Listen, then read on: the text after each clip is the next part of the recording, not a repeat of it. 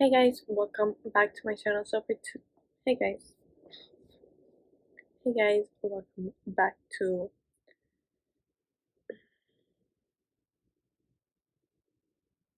Hey guys, welcome back. Or if you're new, welcome. My name is Maite. So for today's video, I have my March wrap up. I've read, I believe, 17 books this month. I would say this is the most I have read. Between the last 2 years for one whole month. So we're gonna start it off with a graphic novel that I read, which is The Captain America and the Ghost Army by Alan Gartz. Steve Rogers and his young sidekick Bucky Barnes fighting in World War II when they encounter a threat like never before, a ghost army. Basically, they're trying to fight off this ghost army, and yeah, I really did enjoy this. This was a 4-star. Next book, and I'm saying one of my favorites of that whole month is The Dead Romantics by Ashley Poston. Florence and Benji, and Florence can talk to ghosts. Basically, she is a ghostwriter for a author. I don't remember the name of the author. And she gets a call about her father passing away. She struggles with the grief. Many people are not gonna like this book at all. Many people don't like this book. I like it due to the fact it touches on grief and how each person grieves differently. For her, she waited to see if her father would appear to her like other people have.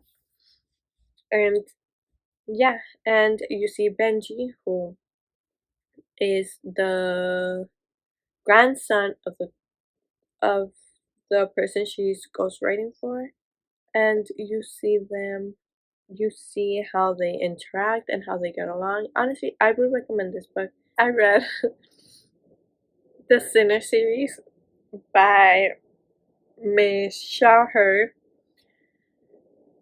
I did not read these in order. I'm gonna tell you that. I read the one that was most interesting to me first, which was the fourth one, which is Chosen by a Sinner. So here we have Luca and Myra. Mira. Mala. Honestly, it's Myra. Mariya.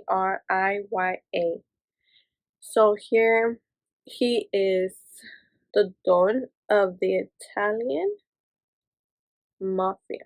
Yeah, Italian Mafia. Dark romance, trigger warnings. I read dark romance that whole month, plus a few lighthearted reads.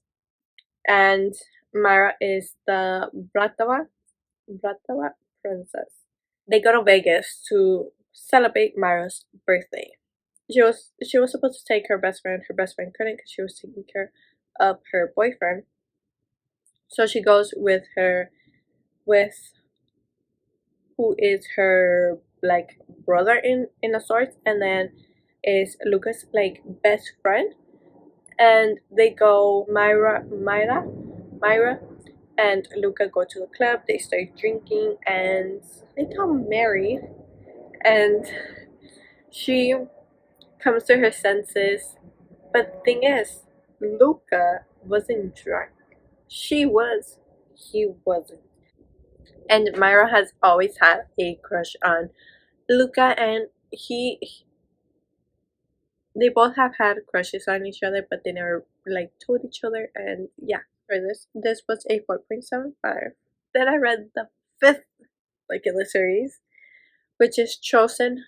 No, not Chosen. Captured by a Sinner. So here we have Nico. No. Oh, her best friend is Victor. I hate Nikolai. Okay, we have Victor and Rosalie. I think that's her. Trigger warnings. Trigger warnings. So Victor is part of the. Is it the Godfather? Oh, the priesthood, and there you have the dons of specific. I believe his is it's an Italian mafia. Italian, like in the Italian mafia. But his friend, not is it Gabriel? I want to say it's Gabriel. Is having problems with her family, with Rosalie's family, trying to trying to make their way into his town. He's not having it, so he has the priesthood to go and eliminate them, basically, and they do that. And in there, Victor holds her hostage. He takes her out of there so she won't see her father and her uncle get murdered by them. She hates him, she resents him because he's the reason why she no longer has a family. I really did enjoy this one. This was, I believe, a 4.5. Now this is where they go in order. From here on, they're in order. So I read Taken by a Sinner. This, I give it 3 stars. I'm telling you this. I'm not into the stepbrother thing. Step uncle and stepfather. Even the stepfather one, I'm meh about. Step uncle, I'm fine. But those other two, no. No way. So they are stepbrother and sister.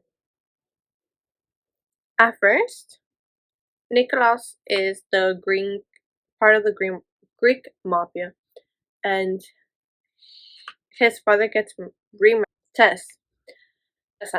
Teresa, whatever. She, her stepbrother, I don't know why he hates her. He starts off hating her, and yeah, so she doesn't want Nicholas to be in charge of her. Doesn't want her to control her over money, over anything. So she decides to get a job. Well, she wants to get a job. But Nicholas is already like, I'm in charge of your budget. So here's your budget, and yeah. Um he is quite cruel. I did not like him, and honestly the story was okay personally. Then we have Owned by a Sinner, the second book in the Sinner. This, we have the Irish Mafia. We have Liam. I remember what happened here. What happens? I remember. I remember. He's part of the Irish Mafia. He has a stepbrother. Honestly, I hate the stepbrother. I'll tell you that much. And I hate the father too. The father has the audacity to say, get your stepbrother a part of the mafia.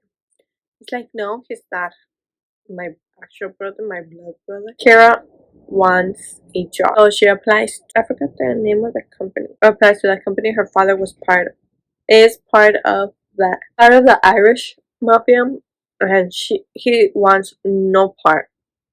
Wants her to take no part in that. And you see her confess to Liam what was going on and what his stepbrother did, and you see him try to take control, try to do the right thing. And I think I gave this a 4.75. And then we have the third book, which is Stolen by a Sinner. This is a Cinderella one. Oh, is it Turkish or more? So we have Gabriel. So Gabriel and Laura was a servant in the Polish mafia. Dawn's house. She was a servant, and she lost her mother at a young age, and Gabriel has had enough of them and wants to try to kill off the main guy of the Polish mafia, and instead he gets Laura. You see, she's very scared and tries to do every single thing in her power to not cross paths with Gabriel and try to please him, try to do every single work as quick as possible so he won't get mad at her. This was a 4.5, I believe. So then I read this in the wrong order because I was supposed to read the parents first and then the kids. But I read the St. Mark's Academy series, and the first one is Merciless Saints by Michelle Hurd. So here we have Damien and Winter, I believe. I'm gonna tell you this. I rated this a 3-star. This is has insta love written all over it, due to the fact that obviously there is attraction. Every single book is gonna have insta attraction. It's just that their romance was not the best. And honestly, I don't know.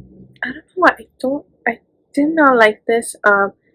She Winter is the blood princess. She goes to St. Mark's Academy to learn how to fight, learn how to defend herself.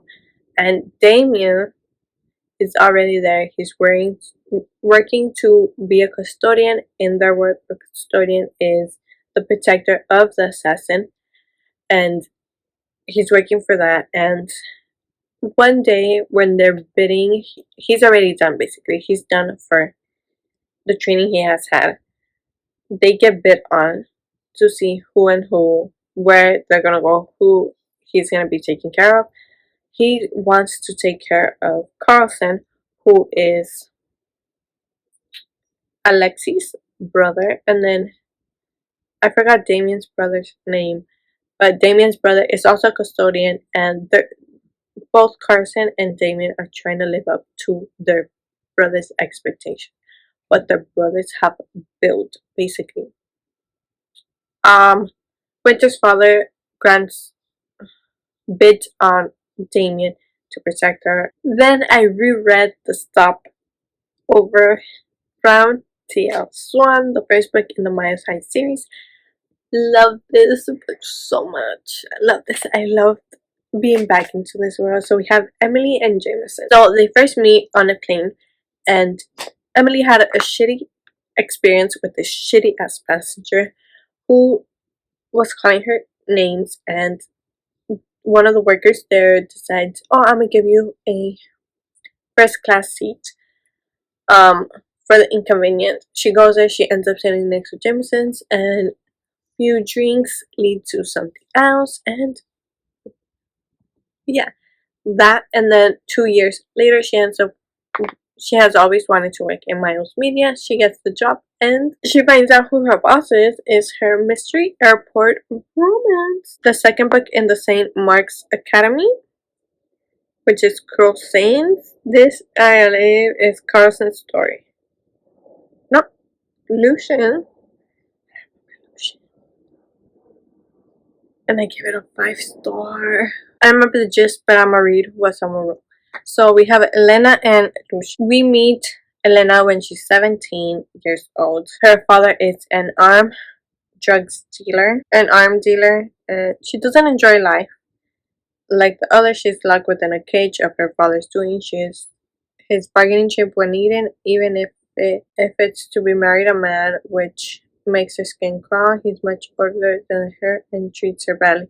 Oh, I remember that. When she's sent to St. Mark's at the age of 21, she finally has her freedom offered back to her, even if it's only for a little while. I remember. Her father's an ass. Her bodyguard, apparently bodyguard, and her father's right hand is a fucking douche. Obviously, trigger warnings with every single book that I have talked about. Oh, I remember why I like this book. I remember why I gave it 5 stars. We have Lucian is to over from his father one day once he finishes his training at the St. Mark, and one of the most feared men amongst their rival. He's beyond attractive, radiates power, and danger ooze off him. But above all, he's in control of everything surrounding him. Captivating eyes on Elena straight away. She inquires him. He has never seen her before, was shocked that she even existed, as no one knows about her. She doesn't want anything to do with him because anyone associated with the mafia isn't someone she's jumping at. While at St. Mark, she asks for his help, which has them in close quarters as he teaches her How to Fight a Gun. Then, oh my god, I read one of my anticipated releases, which was Miles Ever After by T.L. Swan. This is a like extended epilogue for the Stopover, the Takeover, the Casanova, and the Do-Over. I love this so much. So for each book, I'm not gonna have, they're all 5 stars. All 5 stars. Every single part was a 5-star. Overall, it was a 5-star. So we have the Stopover. Jameson is in need of relaxation. What better than his wife to take him to a I don't remember if it was a spa or something, but oh my god, what's this? This section of the book, hilarious, super funny. Then we have more of a light-hearted, wholesome part with the Takeover. Here we talk. It's about Tristan becoming a good father to Claire's 3 other kids, and it's so wholesome. You see their bond and everything. I loved it. The next one is very heartbreaking, and it's the Casanova. Here we have Elliot and Catherine.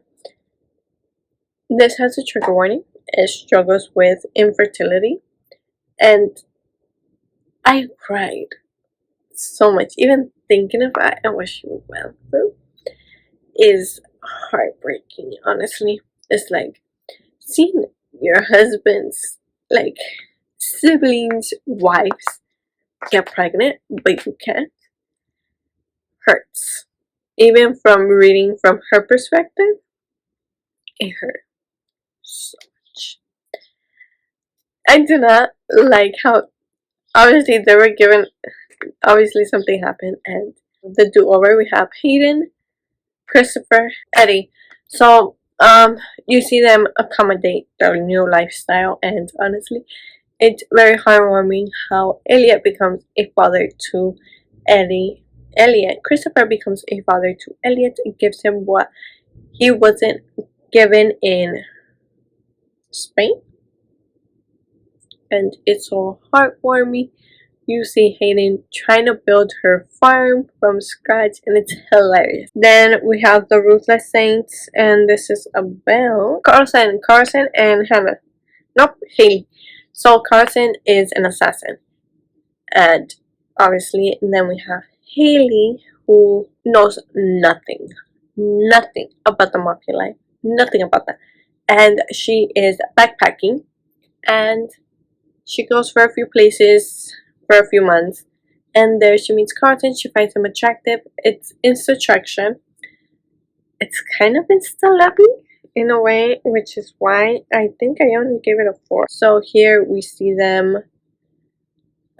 Carson does something so fucked up, but in a way you see why he didn't react when she was in that predicament, because they knew they were gonna get some type of emotion out of him. Tales of Betrayal. This, I think this has to do, there's a part of Carson's story, he gets a message saying that the target is Ariana, which leads you to the next book, which is the one I'm talking about. So Carson asks his brother, check on this person, I think they're innocent. So for Carson and Alexis, obviously they are hired to kill someone, but if they obviously look into that person, whether to see whether or not they are a good person or a bad person. Ariana ends up being a good person who has not done shit at all. So Dimitri is forced to protect her, and she is a normal girl. Knows about the mafia because she knows who her father is, and her father is incredibly sick. And you see who put the mark on her, and you see why. And yeah, really did enjoy this one. This was a 4-star, I believe. And then we have the Tears of Salvation, which is Alexis. So Isabel is she crashes a party where Alexis is at, and like 3 months later, she hates her mother. Her mother is part of a sexual trafficking of girls, young ass girls, and she tries to save every single one of the girls, and she knows she can't save every single one. She tries her damn best to save them, and Alexis hates her mother, wants her out of his town because she's stepping into his town. One bad fall leads her to forgetting her memory of the past few months, and yeah, and I really did enjoy this one. This was a 4.5. I did enjoy that one. Then we have Destroy Me by Michelle Hurd. This is the first book in the Corrupted Royal. So Aurora's father has done something to the mafia. Her father has done something. He tried to get killed. The new leads of that, and yeah, you see her trying to navigate through that, how Misha hates her and doesn't want nothing to do with her. This was a 4. It was okay, not my favorite.